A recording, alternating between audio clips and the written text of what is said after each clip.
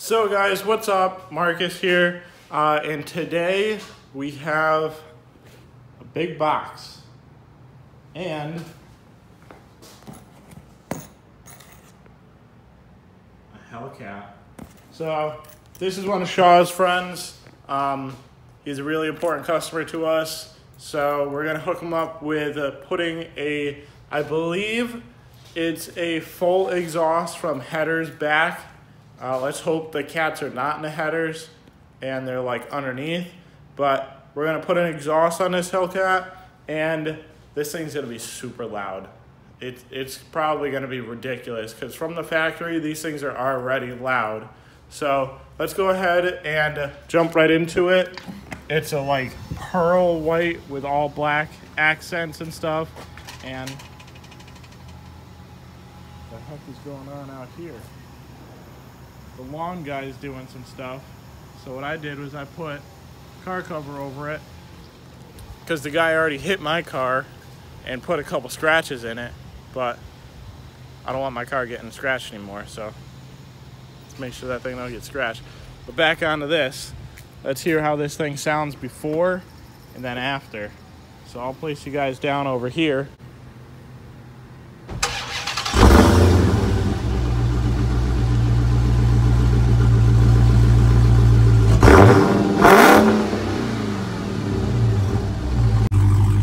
So guys, that's a little before rev, and let's go pull this thing in the shop and start doing this. This thing's super nice inside too. I mean, honestly, if these things were all-wheel drive, I'd definitely probably get one, because you could just make this thing super like fast, and it'd be. So guys, here's a sneak peek of what's underneath the hood of a Dodge Hellcat. It's got this big Hemi supercharger. You can see the supercharger underneath the plenum right there. This thing's really cool. If it was all-wheel drive, I'd definitely spend some money on these things. I just wanted to hook and get to the power hook and get power to the ground all the way through instead of just spinning all the time. But this thing's awesome. Definitely would like one. But let's start on this exhaust. Here we go. Got to get the unboxing started and see what we're working with.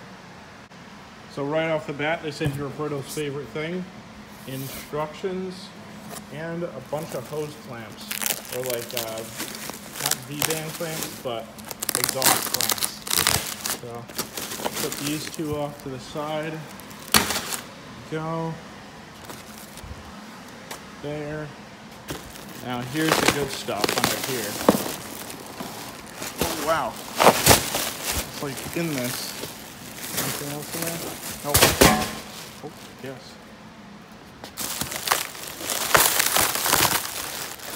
So like encase the whole thing in foam.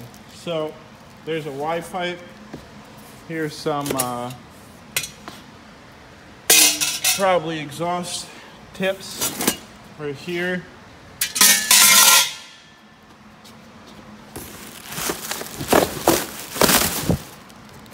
Gotta get in here, get all the foam out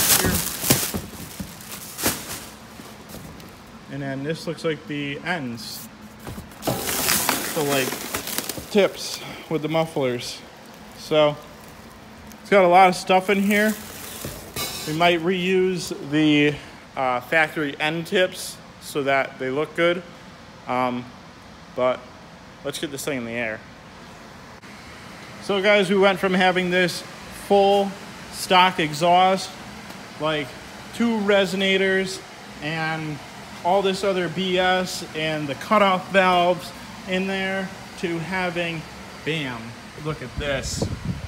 Basically full straight pipe all the way back to some nice Borla exhaust. You use the stock tips.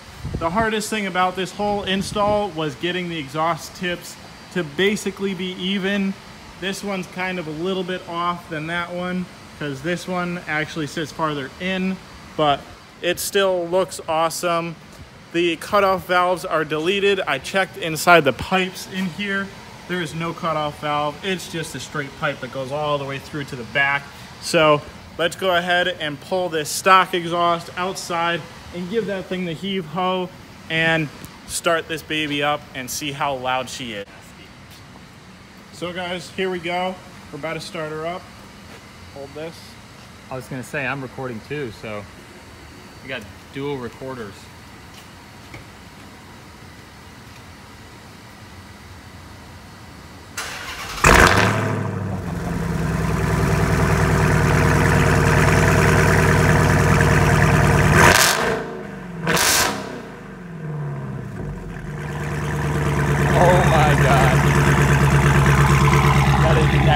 So guys, there you go. That's a Hellcat exhaust with a Borla. It sounds mean. Let's go take her for a rip, make sure there's no rattles. I don't even know if you guys can hear me because this thing's so loud. So guys, we're in the Hellcat. This thing's just absolutely an animal. I took it to our little test track and it's just ridiculous. I'm gonna see if I can get some like outdoor footage for you guys, but it's super loud.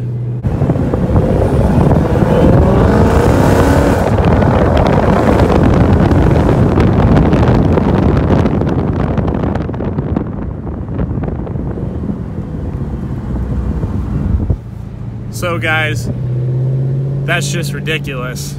It's so freaking loud. It sounds awesome. I hope the customer loves it. Let's bring it back and show them what we got. So guys, on top of having the Hellcat here and putting that awesome exhaust on it and hearing how loud it turned, Shaw has had this H1 just putzing around the shop. This is literally like the first model H1 that you could ever get. Arnold Schwarzenegger was literally the reason why Hummers got able to be on the road, because these things are literally massive. Like, this is like 4 people wide, how big this thing is. But this thing's going for 45, did he say? 45, 49? Somewhere in there, yeah. So they're trying to sell this thing. If you guys know anybody who wants one, or if you guys are really trying to get something awesome for history, this thing's sick. He told me that the AC isn't really working anymore and the radio isn't working, so we're about to pull it into the shop and figure out what's going on with it. And I want to run some stuff over with this thing. This thing seems like awesome. Like, I'd lift it a little bit more than it already is and just go booling through some like deserts and like over some jumps and stuff. Like, this thing is basically indestructible. These things are meant to be hit by tanks and by grenades and huge missiles. So guys, I think I found a problem with the AC and the radio not working. This is a 10-15 amp fuse. And when I pulled it out, it's just super corroded. You could still see a little bit of the corrosion in there. But I replaced this one with another 15, and this is a 30. You can see it kind of, but you can really see it when you look into there that it's just blown. So I replaced both of those fuses, and I found a couple other little things, like this wire is just kind of twisted together and it was held up there. This ground isn't connected, and the other half of it is like right there.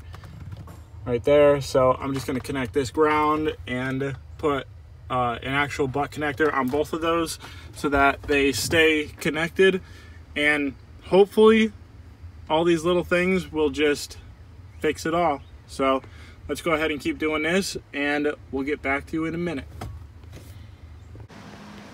So guys, I fixed the Jeep, or not the Jeep, this ain't a Jeep, this thing's a Hummer.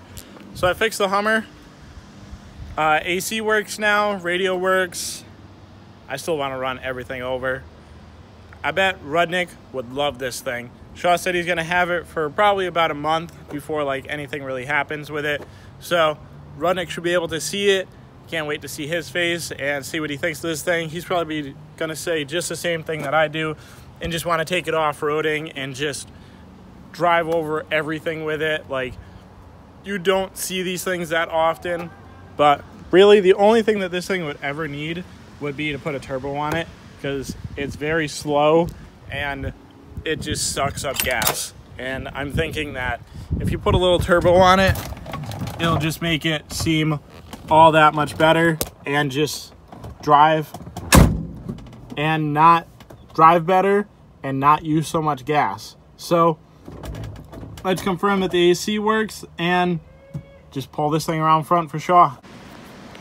So guys, we have Chris's car here. I'm gonna do injectors on it because it's misfiring. And this is one of the ones where you have to do the injectors in the car. I mean, you could take it all off, but it's a big, long process, and we're not gonna go through that. So you gotta take some things off, and on the intake plenum, you have to Dremel a little bit in certain spots, like in that area right there, just to get that screw out and get the new cap in. So we're going to go ahead and start jumping into this, and I'll probably film little bits here and there, but I kind of just want to get this thing done, so we're gonna do that. So guys, as you saw last night was crazy. I was on a live stream. I was working on Chris's car. That's all done, but today's a new day, obviously, and I'm just wrapping up the video. We did a lot yesterday. The Hummer was by, the Hellcat was by. I finished up Chris's car. So a lot of stuff went on. But if you like this like the video, definitely subscribe. Lots more to come. 180's getting a lot of new stuff thanks to Chris. I'm working on Mike's car today. Stay tuned for tomorrow's video. Don't forget to subscribe, and I'll see you in the next one.